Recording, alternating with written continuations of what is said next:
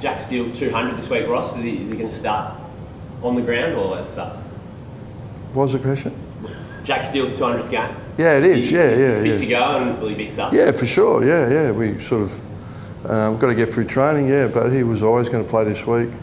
And the sub's a really good tool for management. We've probably been one of the slower adopters of it in a real sense because of circumstance, but it's something we'd like to do more and more of.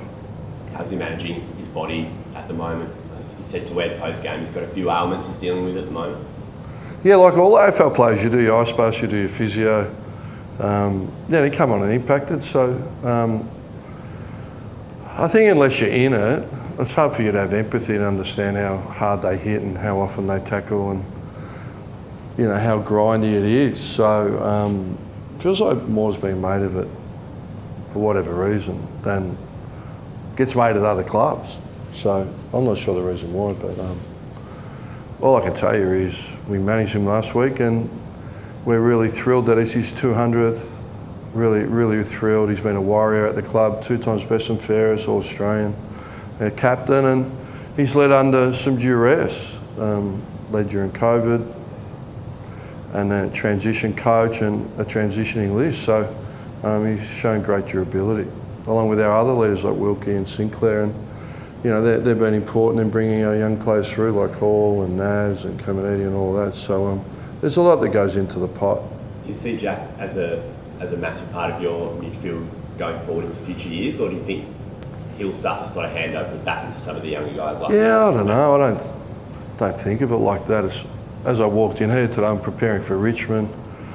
I would have thought a question about, I know our agenda and where we're moving the next few years is beyond the scope of this. So I'm really focused on Prestia, Taranto, Ross, really dangerous young team. They've done well. So preparing for this week, there's not a question I could really answer in here, to be honest. Some people would say that last quarter against Melbourne was a bit of a symbolic changing of the guard in the midfield, maybe when McRae and Steele went out of there, but was that just more situational? You needed a particular type of setup in there to try and win the game?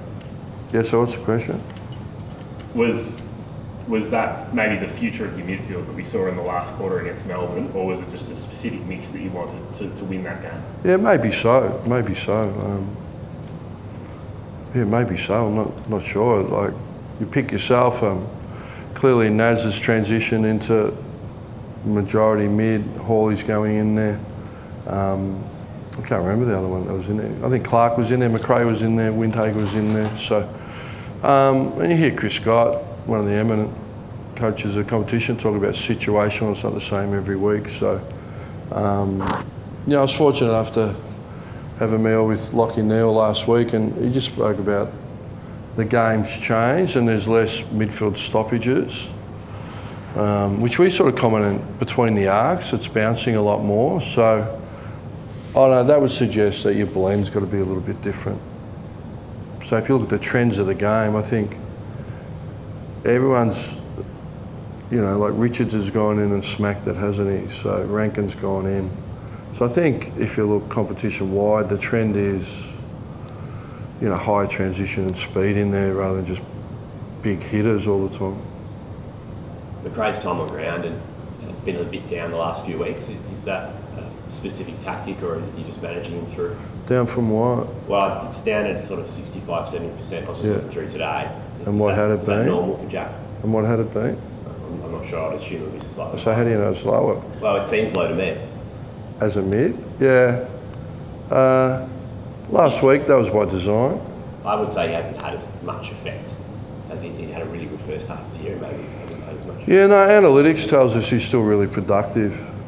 I think he's rated in he's number one kick inside 50 in the competition. Analytics, his production's still really high. And we look to manage everyone. Like Hunter Clark played a fair bit, 70% last year. So, we like to keep speed on the game and rotate them through. So, I wasn't aware by design. Got a few younger players in the VFL who were impressive last week. Philippo, Travalia. Are they ready? Darcy Wilson, are any of them in the mix to face the Tigers? Yeah, a couple. We've got to get through training. I think it was good to see Philippo back. And his first game, Wilson brained him in the midfield, which is great. He's been working on his inside stuff. And Toby's been fantastic this year. I think he's played 10 games in his first year, really finding some form. So Paddy Dow's the one that not many are talking about, but he's been, you know, the fight he's had this year to get himself well and playing good footy has been really impressive. So would like to reward him, whether it's this week or next week or the week after, I'm not too sure, but he's exciting for us coming through. And Liam Henry, are you trying to get him back into the senior mix in the last few weeks, or is the view that he sort of needs a full pre-season under his belt to get back to his... Yeah, no, I don't try and get anyone in, and I certainly don't put them to pasture early. In the end, you pick yourself with your form. You know what I mean? So he had a challenging rehab, long rehab. It's been a bit of a battle for him, but that does happen. You look around the competition, there's a lot of struggles individually going on. So, look, his last couple of weeks have been pretty good though.